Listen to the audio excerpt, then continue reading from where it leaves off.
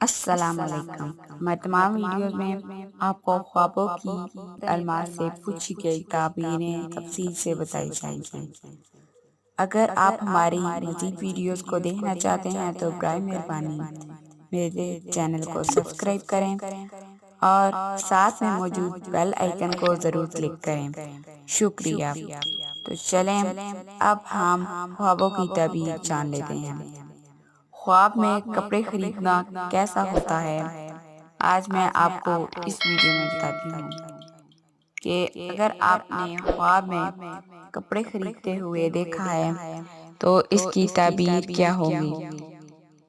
اگر آپ نے خواب میں دیکھا ہے کہ آپ اور آپ کے دوست نے خواب میں ایک دکان سے نئے کپڑے خریدے ہیں تو اس کی تعبیر یہ ہوگی کہ آپ اور آپ کے دوست نے دین کا جو راستہ اختیار کیا ہے اس پر ہی چلیں تو انشاءاللہ ایسا کرنے سے آپ کی دین میں ترقی ہوگی۔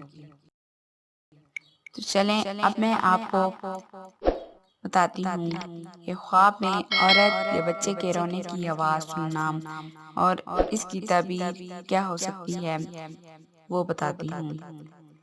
ایک عورت کو 15-16 دن سے تہجد کے وقت خواب میں بچے کے رونے کی آواز آتی ہے یا کسی عورت کے رونے کی آواز آتی ہے۔ جب اٹھ کر دیکھتی ہے تو کچھ بھی نہیں ہوتا، یعنی کہ خواب میں تسلی ہے کہ اگر مالی و دنیاوی پریشانی ہے تو اللہ تعالیٰ انشاءاللہ خوشحالی لے آئیں گے۔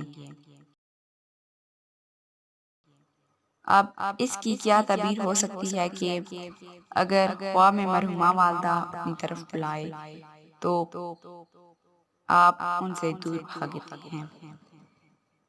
اس کی تعبیر یہ ہے کہ آپ کی والدہ کی خواہش ہے کہ آپ اللہ کی طرف رجوع کریں، نیک ماحول کی طرف آئیں، لیکن آپ فی الحال اس کے لیے تیار نہیں ہیں، لہٰذا آپ بے دینی کو چھوڑ کر دینداری اختیار کر لیں۔ خواب میں برہنہ حالت میں اور قبلہ رخ کے خلاف نماز پڑھنا کیسا ہے؟ اس کی تعبیر یہ ہے کہ میں نے 3-4 بار خواب دیکھا کہ خواب میں مسجد میں نیم برہنہ حالت میں نماز پڑھتا ہوں، لوگوں سے شرما رہا ہوں۔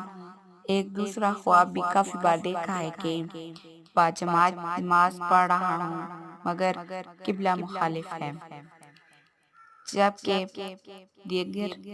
دیگر نمازی قبلہ رخ ہیں۔ علماء حق کے بارے میں آپ کا نظریہ اور آپ کی سوچ صحیح نہیں ہے۔ اس خواب کی تعبیر یہ ہے، علماء کی اصلاح کی فکر کی بجائے آپ اپنی اصلاح کریں، نیز علماء کے بارے میں غلط نظریے کی وجہ سے آپ کی عزت گھٹ رہی ہے، فقط اللہ عالم۔